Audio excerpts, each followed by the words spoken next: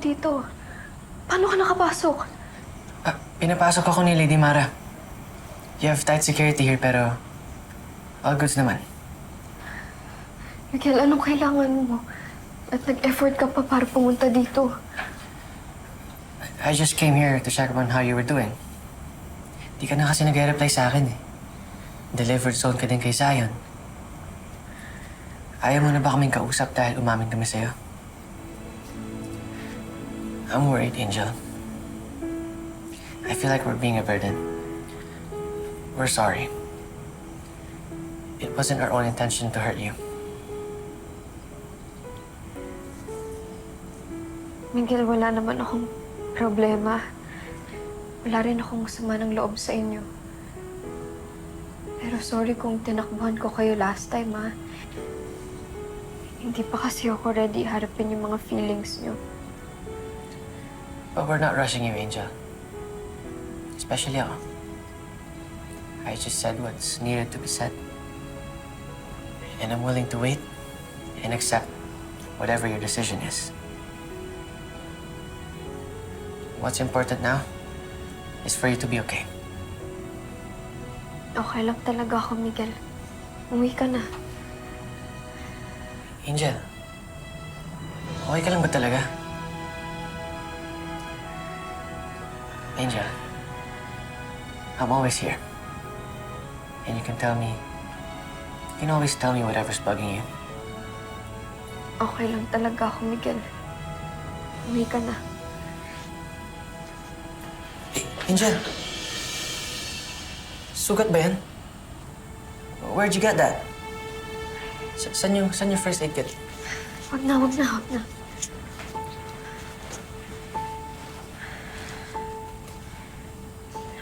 May aaminin ako sa'yo, Miguel. Miguel, hindi talaga ako okay. Si Tita Serena, sinasaktan niya ako. Ginagamit niya ako para makuha lahat ng gusto niya. Para hindi siya hiwalayan ni tatay. Si Mama Bebe. Si Lolo Sammy. Tsaka si Tita Charmaine.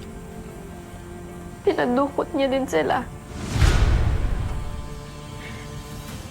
Hawak ni Tita Serena yung buhay nila.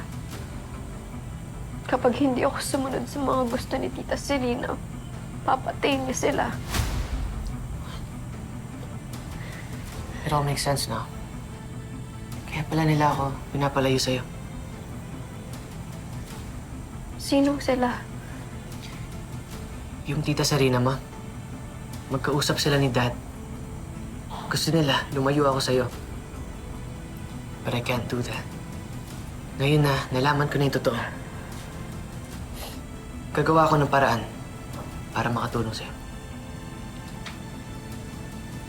Miguel, ba kung ano pang mangyari kay Mama Bebe? Sa ngayon, kailangan ko munang sumunod kay Tita Serena. Hanggat hindi ko pa sila nakikita at nami-make sure na okay pa sila. Don't worry, Angel. I understand. Remember that time sa library where you asked me to make a wish? Sad na hindi pa yun nagkatotoo. Because all I wished was for you to be safe and happy. Kaya gagawa ko ng paraan para iligtas ka. Gagawa ko ng paraan para tulungan ka. Okay? I'll do everything for you, Angel. Di na ako madadala sa takot dahil hinatid ako ng hangin. Angel?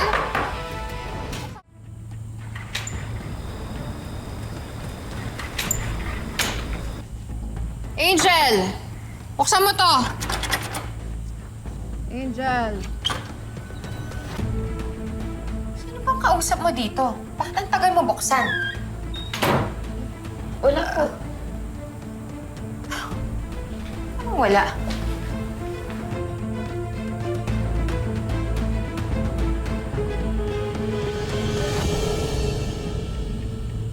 May kausap ka dito.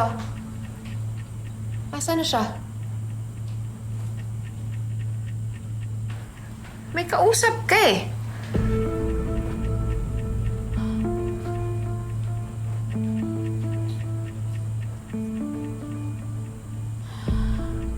Angel, tatandaan mo yung sinabi ko. Kapag nalaman ko na nagsumbong ka, kahit kanino, hindi lang ikaw ang magsisisi. Sisiguraduhin ko na hindi makakauwing buhay ang lola sabi mo, ang mama bebe mo, at pati si Charmaine. Madadamay. Hmm?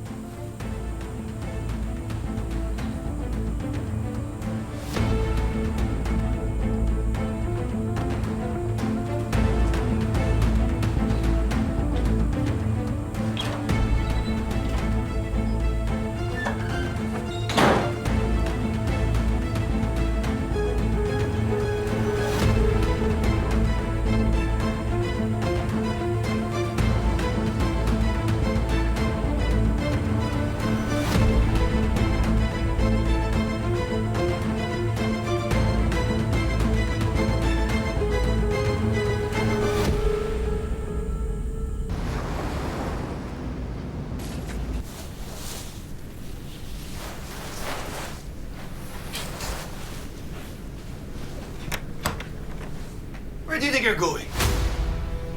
Lumabas ka raw kanina. Saan ka pumunta? Angel just really needs my help, Dad. Si Angel na naman! Miguel, anak!